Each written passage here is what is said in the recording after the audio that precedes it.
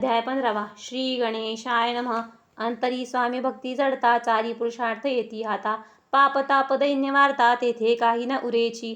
सर्व कामना पुरवण, अंती दावती सुरभुवन. जे नर करती नामस्मरण, ते मुक्त याच देही. मंगळवेढे ग्रामात, राहत असता श्री समर्थ. ग्रामवासी जन समस्त, वेडा म्हणती तयासी.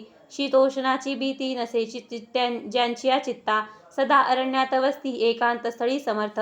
परमेश्वर रूप यती, ऐसे ज्यांच्या वाटे चित्ती. ते करती स्वामी भक्ती, जन हास्ती तयाते. त्यावेळी मंगळवेढ्यात बासप्पा तेली राहत. दारिद्र्ये पीडला बहुत, दीनस्थिती तयाची. तो एके दिनी फिरत फिरत सहज वनामाजी जात. तो देखिले श्री समर्थ दिगंबर यतिराज. कंटक शय्या करून तियेवरी केले शयन. ऐसे नवल देखून लोटांगण घालीतसे. अष्टभावे दाटून माथा ठेवी श्रीचरणी. म्हणे कृपा कटाक्षे करुणी दासाकडे पहावे. स्वामी चरणांचा स्पर्श होता, ज्ञानी झाला तो तत्वता. कर जोडणी स्तविता झाला बहुत प्रकारे. पाहुण्या प्रेमळ भक्ती, अंतरी संतोषले यती. वरदहस्त ठेविता तत्काळ मस्तकी तयाचे.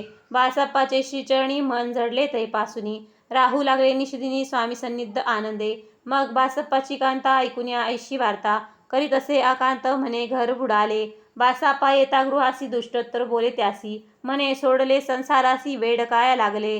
परी बासप्पाचे चित्त, श्री स्वामींची आसक्ती. जनपवाद न भीती, नसे चाड कोणाची. एके दिवशी अरण्यात बासप्पा स्वयंसेवा करीत. तव झाली असे रात, घोरतम दाटले. चित्त जडले श्रीचरणी, भीती नसे काही मनी. 2 प्रहर होता रजनी, समर्थ उठून चालले. पुढे जाता समर्थ, बासप्पा मागे चालत. प्रवेशिले घोर अरण्यात, क्रूर श्वापदे ओरडती. परी बासप्पाचे चित्ती न वाटे काही भीती. स्वामी चरणांची जडली वृत्ती, देहभान नसेची. तो समर्थ केले नवल, प्रकट झाले असंख्य व्याल. भूभाग व्यापला सकळ, तेज अग्नी समान.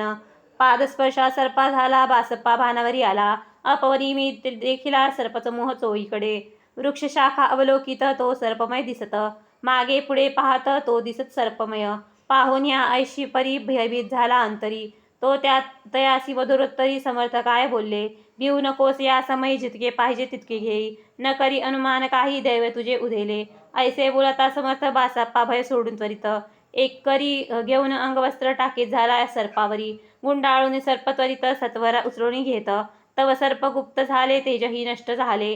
तेथून परतले सत्वरी ग्रामवाजी आले. बासप्पा सहित बैसले समर्थांची एका देवळी. तेथे आपुले अंगवस्त्र बासप्पा सोडून पाहती. तव त्यात सुवर्ण दिसत, सर्प गुप्त जाहला. ऐसे नवल देखुनी चकित झाला अंतःकरणी. माथा ठेवला स्वामी चरणी. प्रेमाश्रुनी नयन वाहती, त्यासी बोलती यतीश्वर. घरी जावे त्वा सत्वर, सुखे करावा संसार. दारापुत्रा पोशिजे, असो तो बासप्पा भक्त.